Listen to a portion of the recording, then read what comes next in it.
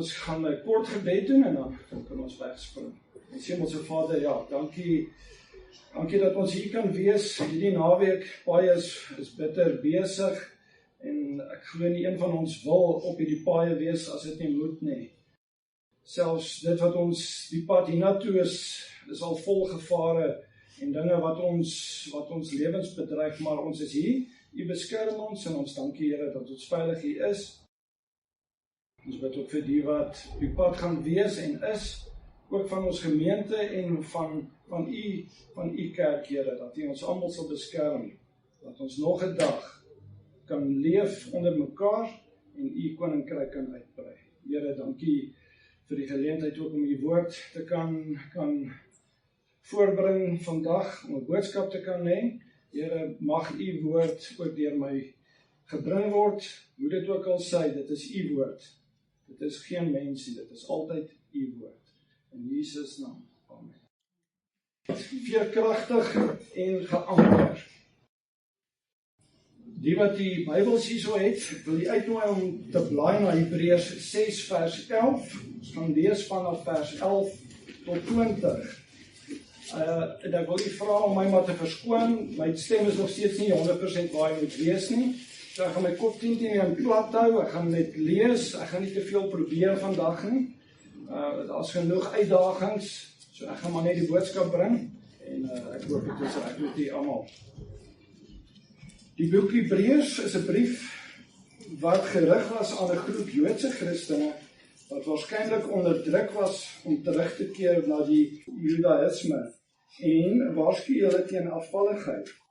Gelowiges word aangespoor om soos die voorvaders in die Ou Testament op Jesus te fokus as begin en volëinder van die geloof.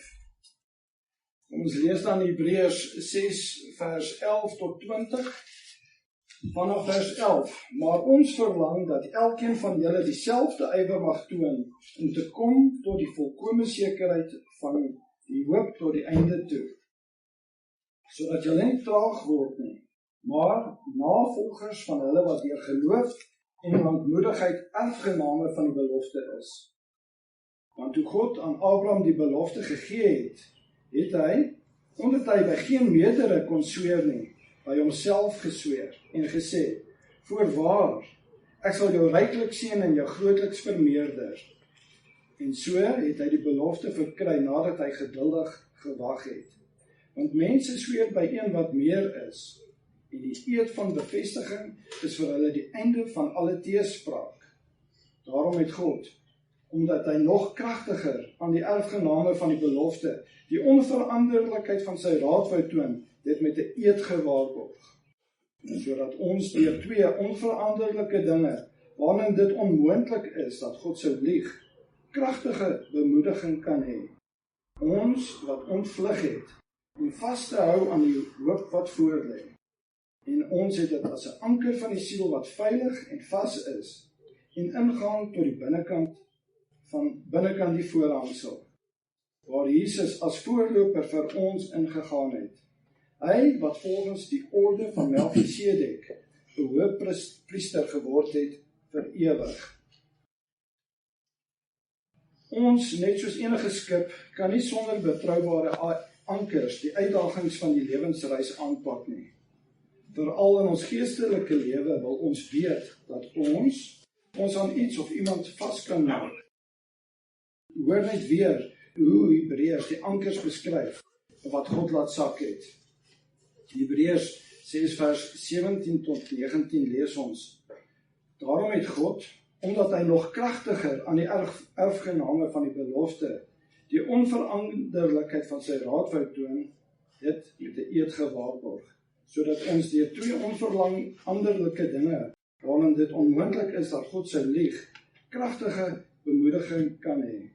Ons wat ontvlug het, vas te hou aan die hoop wat voorlê, en ons het dit as 'n anker van die siel wat veilig en vas is, en ingang tot binnekant die voorhangsel. Hoor ek gerus dieselfde gedeelte uit die boodskapvertaling.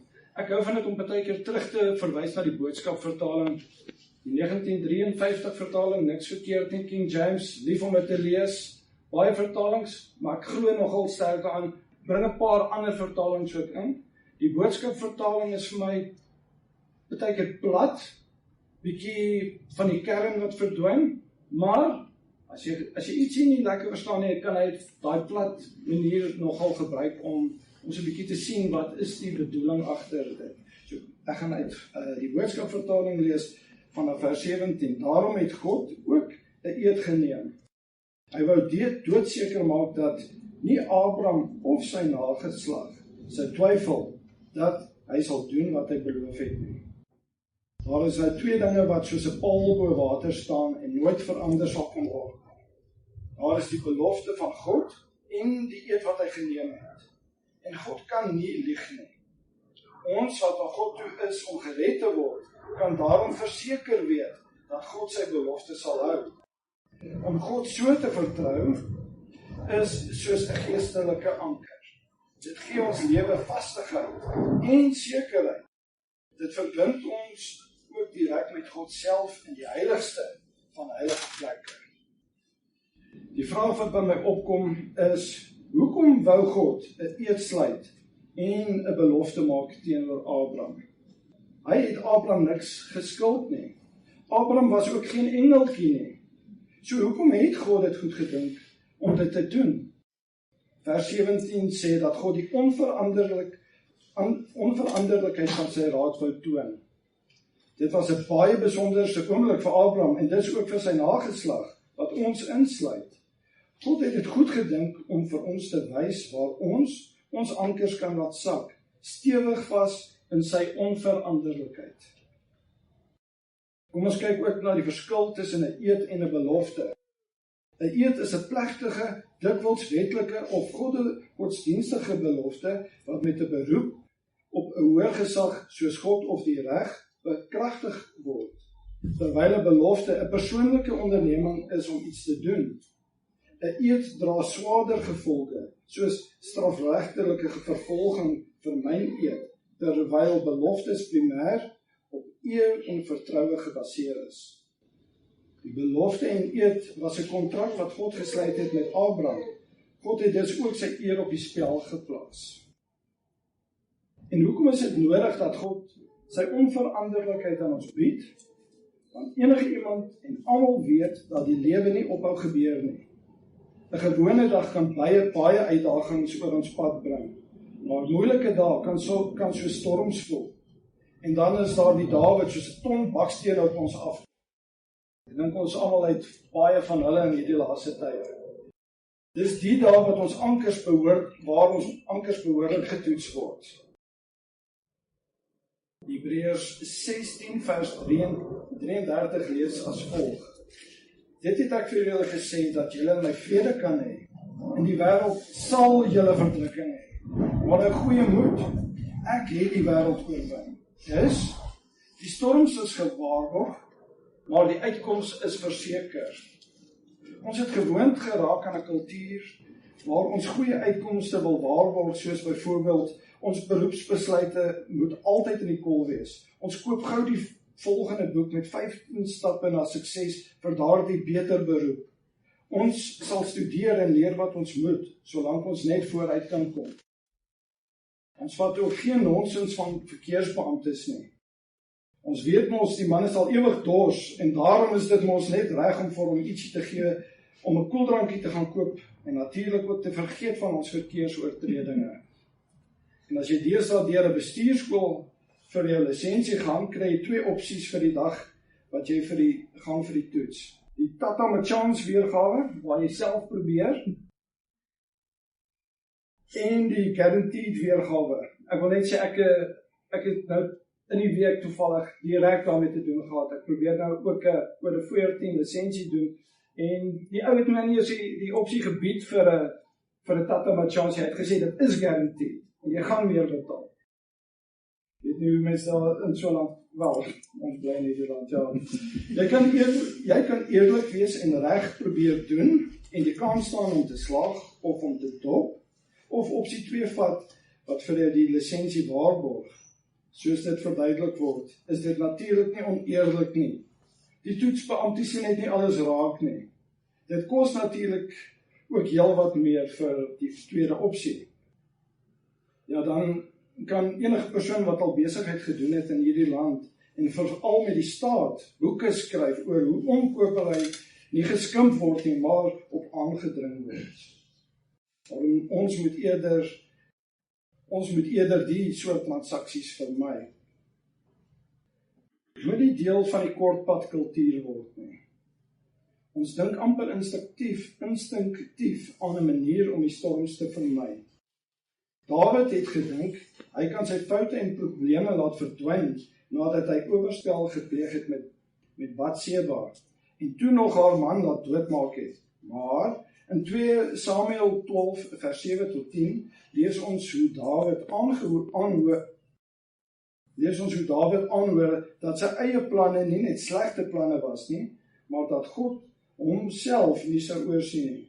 Hy het gedink sy ankers het mooi stewig in sy koningskap vasgelê, maar toe stuur God sy profeet Nathan om hom vas te vat en te wys dat sy ankers te lig was.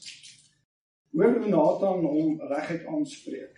In vers 7 lees ons, toe sê Nathan vir Dawid, U is die man, so sê die Here, die God van Israel, ek het jou as koning gesalf oor Israel, en ek het jou gered uit die hand van Saul, en ek het die huis van jou Heer aan jou gegee, en die vroue van jou Heer in jou skoot, en ek het die huis van Israel en Juda aan jou gegee, en as dit te min was, sou ek aan jou nog meer sulke dinge daarby wil voeg. Waarom het jy die woord van die Here verag deur te doen wat verkeerd is in sy oë? Uria, die Hitit, het jy met die swaard verslaan, en sy vrou het jy vir jou as vrou geneem, nadat jy hom deur die swaard van die kinders van Ammon vermoor het. En nou sal die swaard vir ewig van jou huis nie wyk nie, omrede dat jy my verag het, en die vrou van Uria, die Hitit, geneem het om jou vrou te wees. Wat dan as die storms aanbreek? Ja, dit sou natuurlik anders gelyk, daar is nou goeie wat julle nou nie sien nie. Moeilike tye gaan aanbreek. 'n Bekende filosoof en sielkundige professor, Jordan Peterson, sê gereeld, life is hard. Ons weet dit baie goed, maar ek dink dit is tog belangrik om dit te hoor. Die lewe is hard, en dit is nog voor die moeilikheid opdaag. Vra maar vir iemand wat by die werk afgelê word, of iemand wat deur 'n egskeiding gaan. Hoor Johannes in hoofstuk 16, wat vir ons wys dat die verdrukking in en van die wêreld en die vrede van God saamloop. Hoor vers 33. Dit het ek vir julle gesê, dat julle in my vrede kan hê. In die wêreld sal julle verdrukking hê, maar hou goeie moed, ek het die wêreld oorwin. Vir Christene kan dit nog erger gaan. Storms is nie net natuurverskynsels nie. Dit is ook natuurlik vir elke mens. Almal het uitdagings. Noem dit maar probleme, maar probeer dit eerder as geleenthede sien wat jou uitdaag om te groei. Ek het eendag 'n oproep van 'n kliënt ontvang, en toe ek antwoord, vra ek onmiddellik, wat se probleem is daar nou weer? Hy het my gou vertel dat ek verkeerd was om dit te vra, want ek moet elke probleem as 'n geleentheid sien. Dit moet 'n geleentheid wees om te leer hoe om oplossings te vind. Ek het net daar besluit om anders te dink oor probleme in die algemeen. En nou het ek nie meer probleme nie, net geleenthede. Ek moet erken dat sommige geleenthede maar eerder by die huis kan bly. Tweedens moet jy beplan en voorberei vir die stormtye. 2 Korintiërs 10 vers 3 tot 6 lees ons, want alhoewel ons in die vlees wandel, voer ons die stryd nie volgens die vlees nie. Want die wapens van ons stryd is nie vleeslik nie, maar kragtig deur God om vestings neer te werp. Terwyl ons planne verbreek en elke skans wat opgewerp word teen die kennis van God, en elke gedagte gevange neem tot die gehoorsaamheid aan Christus, en ons gereed hou om elke ongehoorsaamheid te straf wanneer julle gehoorsaamheid volkome is. Ek mag dalk verkeerd wees as ek nou 'n stelling maak dat ons Suid-Afrikaners groot doenmense is en minder beplan en voorberei mense is. Jy kan soms wegkom met net doen, maar om altyd kop eerste in te storm, oor die algemeen gee vir jou net kopseere. Aan die ander kant van die munt het 'n kollega my eendag gehelp om herstelwerk te doen aan 'n hoë struktuur. Hy het my geleer dat ek te veel voorberei en beplan het. Ek wou nog sy opinie hoor oor hoe ons die projek moes begin en dan te stapsgewys hanteer. Toe sê hy net, kom ons begin net. En toe loop hy. Ons het toe net weggespring en toegelaat dat ons vaardigheid ons lei. Dit het daardie keer gewerk om net te begin. 'n ander voorbeeld. En nog 'n voorbeeld het iemand my eendag vertel dat hy as 'n jong vakleerling betrokke was by die internasionale kompetisie wat die standaard van opleiding in verskillende lande toets onder jong vakleerlinge. Ek weet nie of dit nog gebeur nie. Ek dink dit gebeur nog nie. Die opdrag moes voltooi word in 3 dae en al die spanne het dieselfde materiaal, tyd en gereedskap gekry. Die ESA-span het die opdrag behoorlik deurgelees en begin, net soos al die ander spanne, behalwe die Japaneese. Dit het gelyk of hulle nie begin het nie, en het teken en skryf. 'n halwe dag later het hulle begin, maar nie met die opdrag nie. Hulle het spesiale gereedskapstukke gemaak, en teen die einde van die eerste dag was hulle aan die gang. Teen die tweede dag het almal al vordering gesien, maar teen die einde van die tweede dag was dit al klaar duidelik dat die Japaneese se voorbereiding die moeite werd was en dat hulle baie goeie vordering gemaak het. Die Japaneese span het daardie jaar eerste klaargemaak en die beste produk in geheel gelewer. Ons voorbereiding is onder andere om ons manier van dink te verander, want soos ons dink, so sal ons optree. Wat is voorbereiding nie? Voorbereiding is nie om te skuil agter die regte vriende, agter mense met invloed nie, of om iemand te soek om te blameer, in geval ons dinge nie uitwerk nie. Ons moet self betrokke raak by goeie waardes aanleer en goeie optrede uitleef. In die storms moet ons ook onthou, jy gaan die storms oorleef, al is dit nie eers in die hiernamaals. Nie alles wat ons, die Christene hier op aarde doen, vaarbaar vir hierdie wêreld, dit behoort ook nie so te wees nie. Ons idee dat die lewe net eenmaal is, moet plek maak vir die gedagte dat die lewe net Christus is. Niks wat ons lewe dus op hier bedreig, maak saak nie. Die martelare het dit geweet. Jy gee baie maklik jou lewe op, wanneer jy weet dat dit nie die einde is nie. In Johannes 5 vers 11 stel dit so. En dit is die getuienis dat God ons die ewige lewe gegee het. En die lewe is in sy Seun.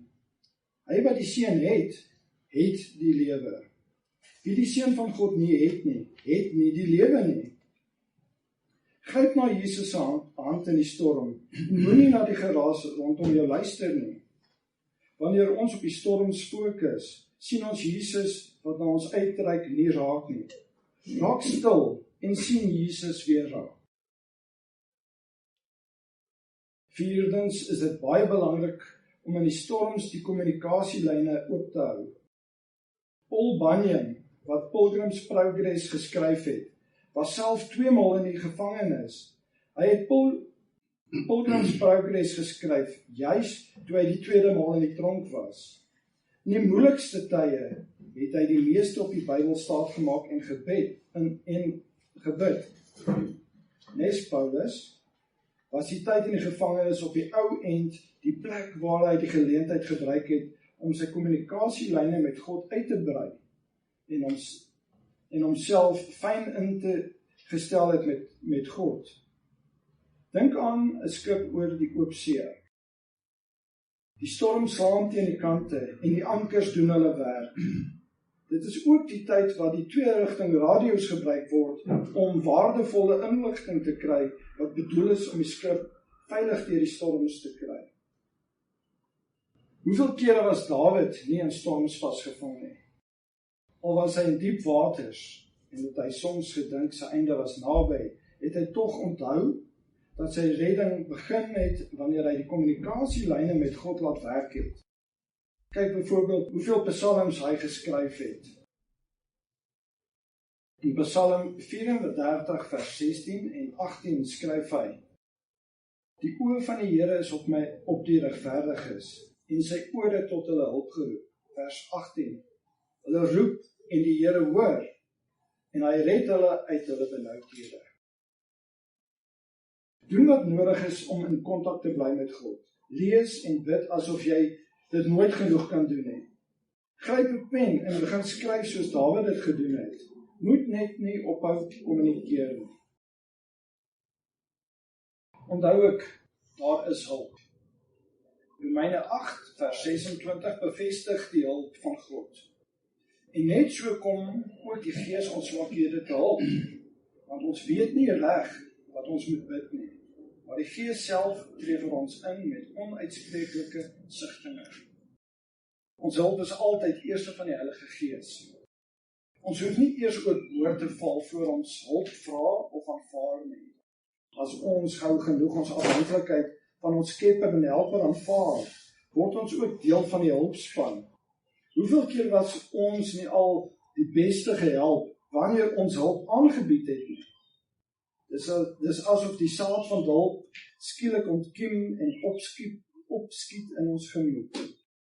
Wat 'n wonderlike oomblik as die Heilige Gees in ons en deur ons werk. Die 6de punt. Dis moontlik nie oor nie.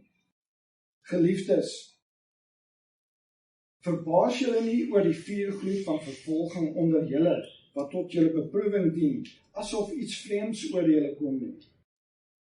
Dis 1 Petrus 4 vers 12. Ek was eendag erg aangevat deur 'n kollega wat my gewys het op al die foute wat ek gemaak het by die werk. Ek was vir so 'n halwe sekond ongelukkig, maar toe sê ek vir hom dat dit is hoe dit gaan met die wat werk. As jy nie werk nie, maak jy nie foute nie.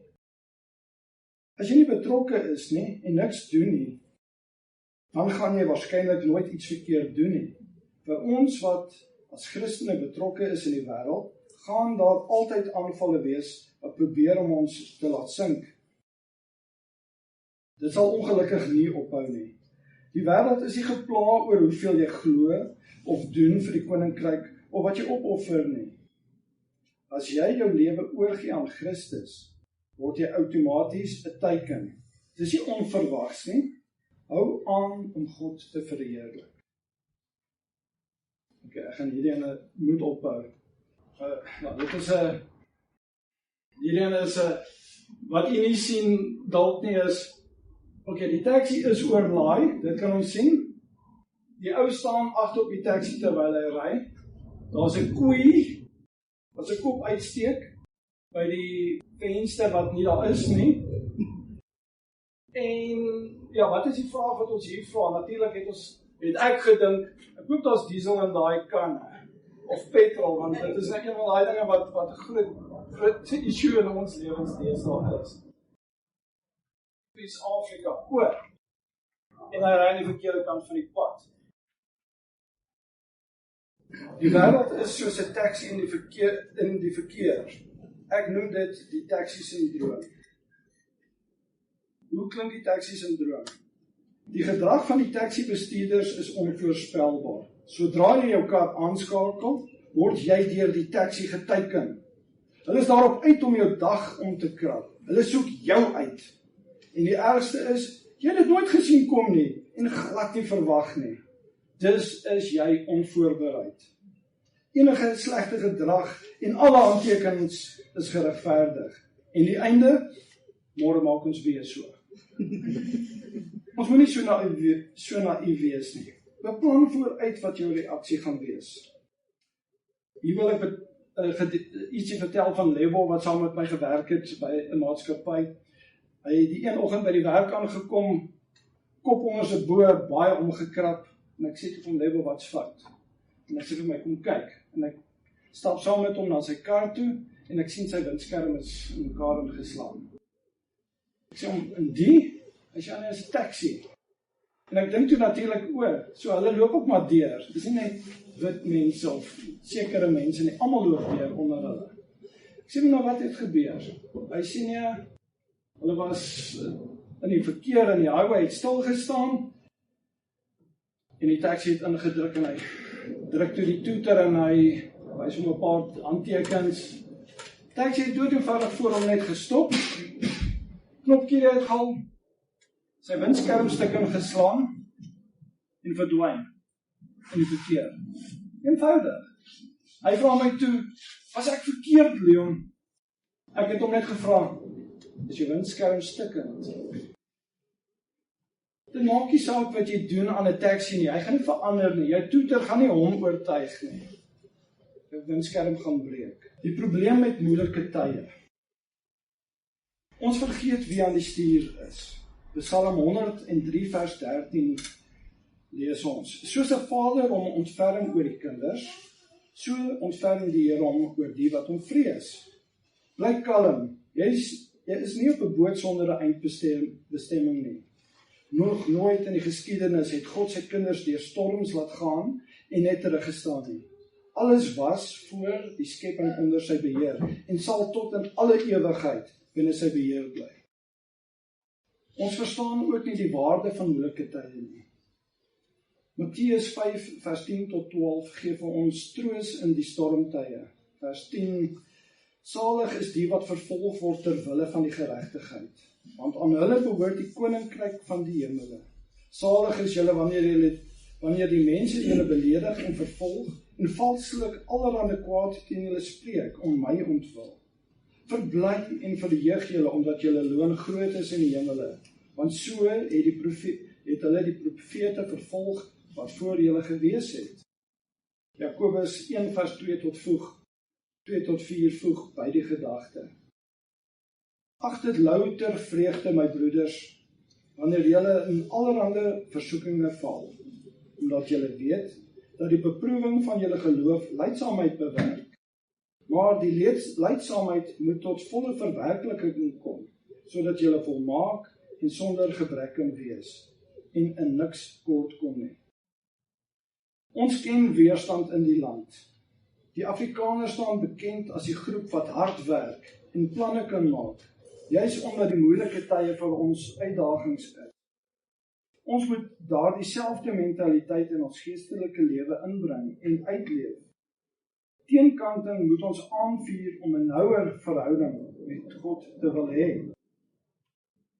Ons voel ook maklik persoonlik aangeval, soos wat ons lees ook in 1 Konings 19 vers 2 tot 4. Ja, selfs die groot profeet Elia het persoonlik aangeval gevoel na God deur hom die Baal-profete uitgewis het. Hy laat toe dat koning Agab en sy vrou Isabel hom sy fokus laat verloor. Ons lees vanaf vers 2. Daarop stuur Isabel 'n boodskapper na Elia om te sê: Mag die gode so doen en so daarin toeding. Sekerlik sal ek môre sulke tyd jou siel maak soos die siel van een van hulle. Toe hy dit sien, het hy hom klaargemaak en ter wille van sy lewe weggegaan. En toe hy in Berseba in Juda aangekom het hy sy dienaar daar laat agterbly. Maar self het hy 'n dagreis ver die woestyn ingegaan en daaronder 'n besembos gaan sit en gewens dat hy mag sterwe. En hy sê: Dis genoeg, neem nou my siel weg, Here, want ek is nie beter as my voorvaders nie. As ons fokus verloor, gaan ons ook dink dat ons alleen is. So was dit ook met Jesaja. As ons in Jesaja 5 vers 17 tot 18 lees. Ek het nie gesit in 'n vergadering van spotters, of was nie uitgelate nie. Vanweë u hand het ek alleen gesit, want u het my met grimmigheid vervul. Waarom is my smart ewigdurend en my wond ongeneeslik? Dit weier om gesond te word. Sou u vir my waarlik wees soos 'n bedrieglike stroom, waters wat nie standhoudend is nie? In hierdie gedeelte is dan nou 'n paar foto's en goeders ook, maar dit gaan ons maar moet verbygaan. Ons moet goed geanker wees. Die kaptein van 'n skip kan nie net op die krag en ontwerp van die skip staatmaak wanneer die golwe en wind teen die kante dryf nie. Gebruik die ankers, want die ankers is betroubaar en altyd gereed. Ek gaan tog wys, die ankers is passief, veral op die passasiersbote en die vragskepe. Die ankers is betroubaar en altyd gereed, want hulle is betroubaar, want hulle word getoets. Hulle is duursaam, van die beste kwaliteit. Daar kan geen kompromie wees nie. Die ankers word in die moeilikste tye op die kaptein se woord laat sak. Dis nie enigeen wat dit besluit nie. Hulle word laat sak op die regte oomblik, en dit gebeur net wanneer daar kennis en ervaring opgedoen is. En dan word hulle natuurlik op die regte plek gelaat sak. Weet waar om die woord toe te pas. Moet nie in stryery jou anker laat sak nie. 'n Tipiese passasiersskip se anker weeg gewoonlik tussen 10 en 20 ton. Om dit in perspektief te plaas, is dit vergelykbaar met die gewig van 1 of 2 groot Afrika-olifante. Die anker self is dikwels tussen 3 en 6 meter lank en byna net so breed.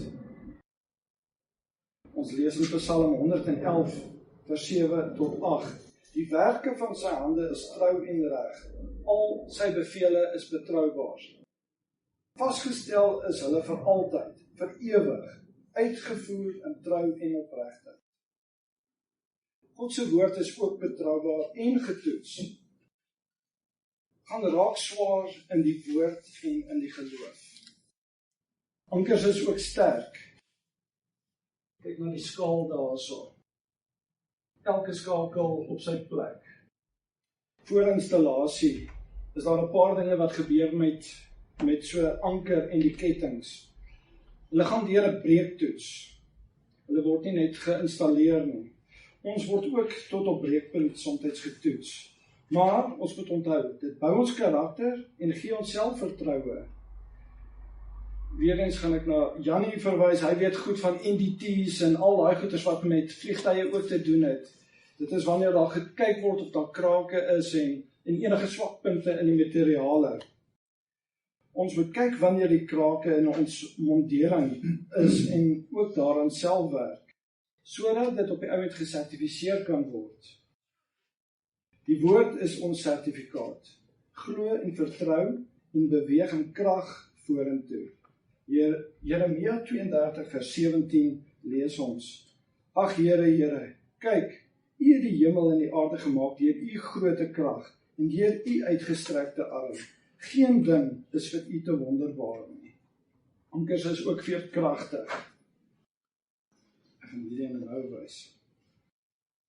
Om veerkragtig te wees, moet jy jou vorm reg kry. Die vorm van die ketting wat op die bodem lê, doen meeste van die werk om die ruk en pluk van die storms te absorbeer. So daai spesifieke vorm is kritiek belangrik.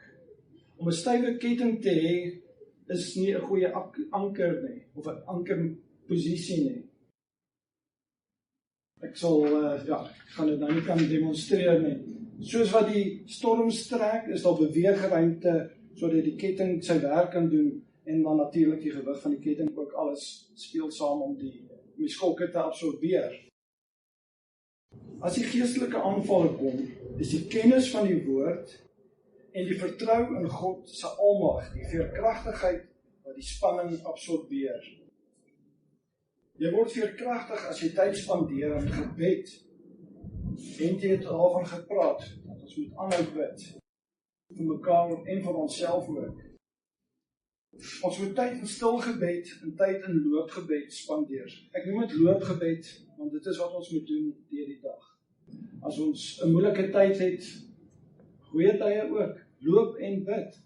Ons hoef nie altyd net in 'n stil plek te verdwyn nie. Ons kan ook op ons voete bid. Psalm 119 vers 97 lees ons: Hoe lief het ek U wet, dit is my bepeinsing die hele dag.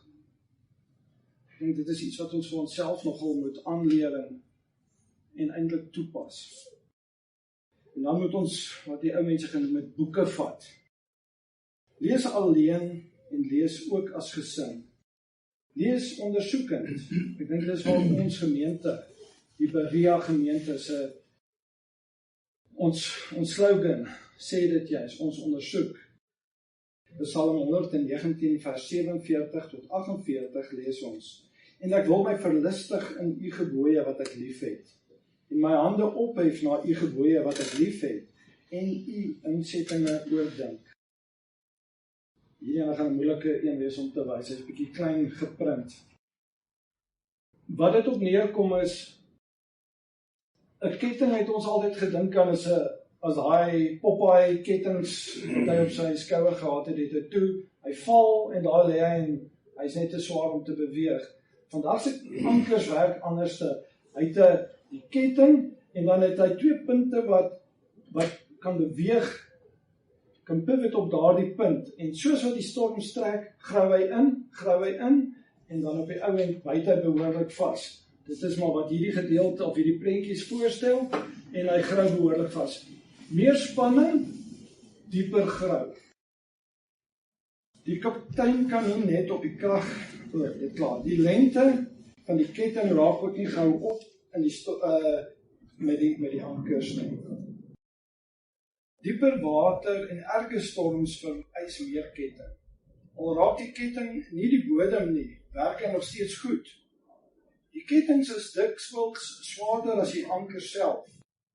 'n enkele ketting, 'n enkele skakel van die ketting, dat kan tot 50 kg of meer weeg. Dit is 'n sak sement. Dit is swaar. Wat beteken die totale ketting kan maklik 50 ton oorskry. Die totale lengte van die ketting is gewoonlik tussen 275 en 300 meter. Ek het ook gelees daar selfs kettings wat tot 700 meter lank is. Swaarder tye het meer diepte in die geloof nodig. Moet nie altyd net genoeg doen nie. Meer is beter. Die lengte van jou uithou vermoë rek met geestelike volwassenheid. Hebreërs 5 vers 14 lees ons, want hoewel julle vanweë die tyd leraars behoort te wees, het julle weer nodig dat 'n mens julle die eerste beginsels van die woord van God moet leer. En julle het weer behoefte aan melk en nie aan vaste spys nie. Want elkeen wat melk gebruik is onervare in die woord van geregtigheid, omdat hy 'n kind is. Maar vaste spys is vir volwassenes, vir die wat geestesvermoëns besit, deur die gewoonte geoefen, om goed van kwaad te onderskei. Ons lees ook in 1 Korintiërs 14 vers 20, broeders, moenie kinders wees in die verstand nie, maar wees kinders in die boosheid, en wees volwassenes in die verstand. Dit klink eintlik logies. Ons hoef amper nie herinner te word nie, en tog moet ons. Ek wil ook dan gaan kyk na Hebreërs 6 vers 1 tot 3.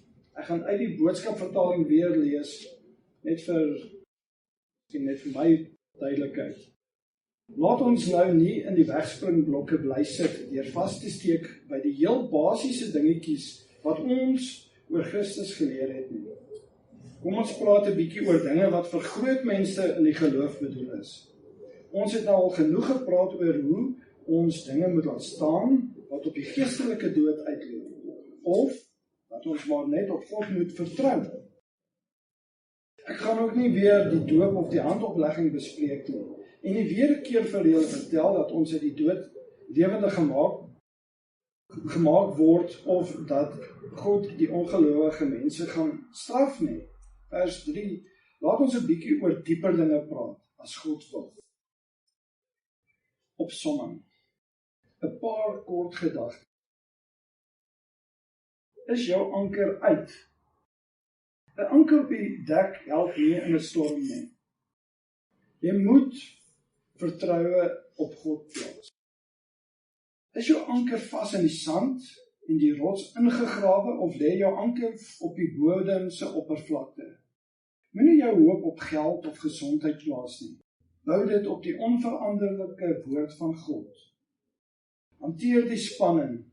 As die lewe hard aan jou pluk, onthou, dit beteken net die anker byt meer vas. Jy gaan nêrens heen nie. God het jou in sy hand. Onthou ek, dat nes donker wolke voor die son, nie die son wegvat nie, en net so is God ook nie weg nie. Hou jou geloof en hoop op God geanker. Ek sluit af met 'n aanhaling van R.C. Sproul. Nobody was ever saved by a profession of faith. You have to possess faith. Dit moet deel van jou wees. Afsluit, ons maak ons praktiek. Ons Hemelse Vader, U is ons alles. U is ons anker, U is ons seebodem, U is ons skip, U is ons kaptein, U is ons alles. In hierdie prentjie is ons eintlik net amper die passasiers wat kan saam beweeg. Ons is deel van U vertroue plan, deel van U groot skepingsplan. Here, dit wat ons hierdie naweek ook weer eens beleef het, die kruisiging wat U deurgegaan het. Dit was alles deel van die plan. Dit is alle skakels in die kettings wat ons moet as ons ankers gebruik. Here, ons kan nie op onsself staat maak nie. Ons kan probeer en ons het al probeer en ons het al sleg tweede gekom. Here, help ons om te vertrou op U woord, op die gebed wat ons tot U kan rig. En Here, ons dank U innig baie vir die opoffering wat U vir ons gedoen het, U kruisdood. Here, ons leef saam met U en deur U. U het U Gees ook vir ons gelos as 'n vertrooster en ons vertrou op alles wat U vir ons doen. Ons loof en ons prys U naam, Here, en ons bid ook by voorbaat, Here, daar waar soveel mense weer eens op hierdie pad gaan moet ry en al die dinge wat saam met dit is, die taksies, hoe onvoorspelbaar hulle ook al kan wees. Ons moet anders optree. Die verandering lê by ons. Die ankers is by ons. Net omdat die wêreld nie ankers het nie, beteken dit nie ons moet ons ankers minag nie. Ons bid, Here, dat U ons die wysheid sal gee, veral in hierdie tye. Ons loof en ons prys U heilige naam. Amen.